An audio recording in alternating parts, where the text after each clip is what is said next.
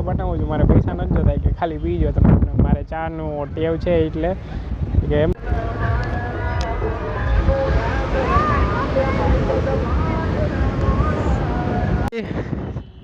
Place Madhavpur અને welcome back to my channel nomad Rishiraj.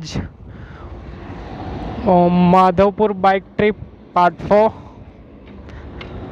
હવે જવાનું છે મેન ડેસ્ટિનેશન માધવપુરનું જે tourist place Madhavpur beach.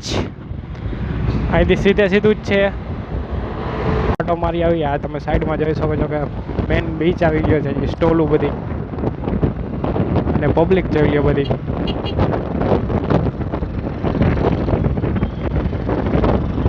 Visit કરશું બીચને ચોક્કસ, પ્રોપર એકદમ ખૂણે ખૂણે વિઝિટ કરશું. પેલા જે ઓલો રસ્તો છે ને એકદમ દરિયાની બાજુમાંથી રસ્તો આવે, એ રસ્તે જવો છે આપણે. થોડોક તડકો ઓછો થઈ જાય. ઇવનિંગનો સ્ટોલું જોરદાર છે, કાંઈ દાબીને સ્ટોલું છે, તમે જોઈ શકો છો ને, બેસવા માટેનું બધું.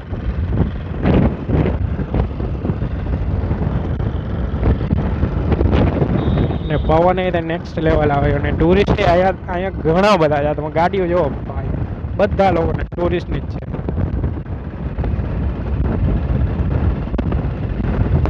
ભાઈ સાહેબ, અસલી નજારો તો હવે આવશે. એકદમ દરિયાની બાજુમાં રોડ હાઈવે અને આ બાજુમાં દરિયો અને ઢેર સારો પવન.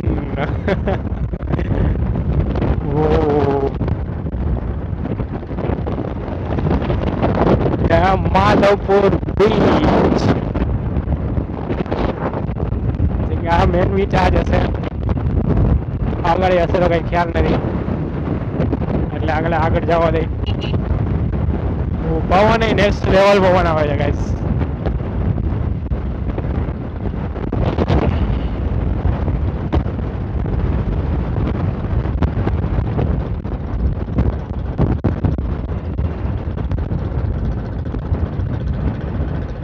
આઈ થિંક હવે તો કાંઈ આગળ લાગતું નથી કાંઈ મને, એટલે આગળ જવાનો કંઈ ફાયદો નથી.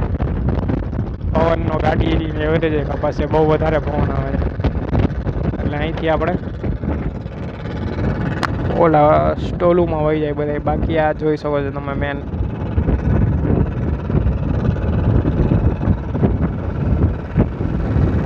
અહીંયા જસ્ટ હું બેઠો હતો,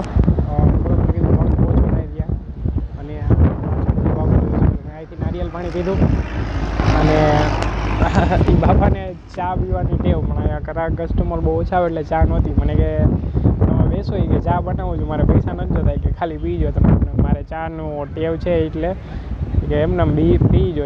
મારે એક ખાટન થોડીક બનાવી, થોડો ગેસ બાર હોય કે તમે પીજો. મેં કીધું ઓકે હાલો તો બનાવો ચા.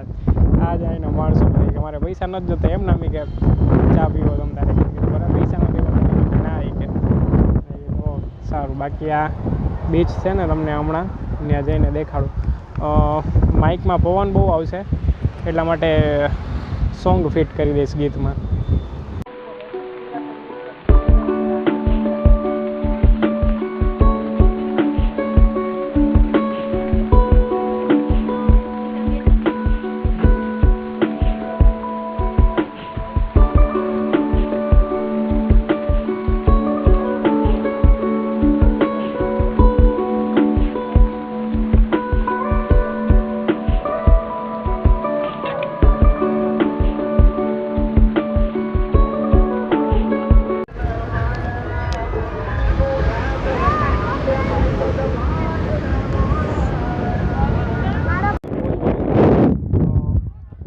સ્ટોલવાળા ઓલમોસ્ટ એક દિવસનું છે ને 3500 થી 4000 રૂપિયા પ્રોફિટ કરે છે, ખાલી પ્રોફિટ.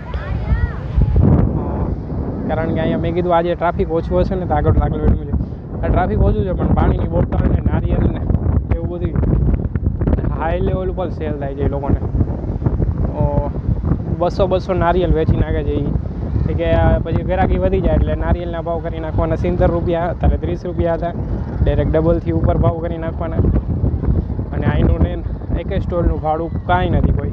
મેં કીધું ગવર્મેન્ટ મ્યુનિસિપાલિટીવાળા લેતા છે, મ્યુનિસિપાલિટીવાળા પરમિશન તમારે લેવાની હોય જો સ્ટોલ કરવો હોય ને પબ્લિક પ્લેસ ઉપર.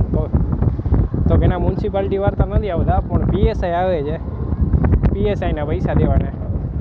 એટલે આઈ થિંક એ ઓલા લોકો હશે, મ્યુનિસિપાલિટીવાળા જ હશે, પોલીસવાળા, કે જેને આ પેમેન્ટ કર્યું ન હોય ને એવું છે. પેમેન્ટ તમારે છે ને ત્યાં જઈને પેમેન્ટ કરવાનું, એ તમને પછી સર્ટિફિકેટ આપે કે તમારું પેમેન્ટ થઈ ગયું છે એમ. અહીંયા તમે મહિને હોય 500 PSI ડાયરેક્ટ કલેક્ટ કરી લેતો હશે બધા સ્ટોલમાંથી. PSI આઈ ડોન્ટ નો કે PSI એની ભાઈ એ ઓથોરિટી હોય કે ખબર નહીં. બાકી આ સ્ટોલ છે બધા, અને આ મસ્ત એવો સનસેટ.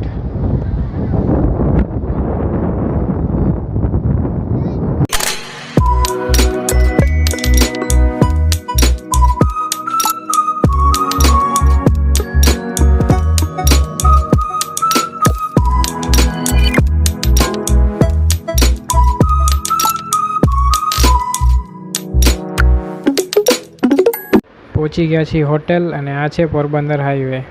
તો આ છે આપણો રૂમ જેમાં આપણે સ્ટે કર્યો હતો એ. અને આ ભાઈને તો તમે ઓળખતા જ હશો. અને આ બાજુ છે બાલ્કની, રાતે કાંઈ દેખાશે નહીં. અને આ હોટલનું ભાડું છે 700 રૂપિયા છે. હોટલની એક્ઝેક્ટ સામે મંચુરિયમ ચાઇનીઝની શોપ હતી, એટલે આપણે ઓર્ડર કરી દીધો છે એક મંચુરિયમનો. અને આવી ગયું છે આપણું મંચુરિયમ. આ તમે જોઈ શકો છો, એકદમ સોફ્ટ અને ક્રન્ચી. બીજા દિવસ સવારે. તો ગાઈસ, માધવપુર બાઇક ટ્રીપમાં આ વિડીયો છેલ્લો છે. વિડીયો સારા લાગ્યા હોય તો લાઈક કરજો. અને અહીંથી આપણે માધવપુરથી જવાનું છે રાજકોટ, એટલે હવે એ નહીં રસ્તો છે તો કાંઈ નહીં તમને દેખાડું. અને માધવપુરની સિરીઝ સારી લાગી હોય તો લાઈક કરજો. અને આપણો ઓલમોસ્ટ એક વિડીયો આ તમે જોઈ શકો છો ઓશો આશ્રમનો, કે 2300 વ્યૂ પ્લસ વહી ગયા છે ગાઈસ. તો એના માટે પણ થેન્ક યુ. અને તમે ન જોયો હોય તો મારી ચેનલમાં તમે ઓશોનો વિડીયો જોઈ શકો છો. હસતા રહ્યો, ફરતા રહ્યો. Thank you.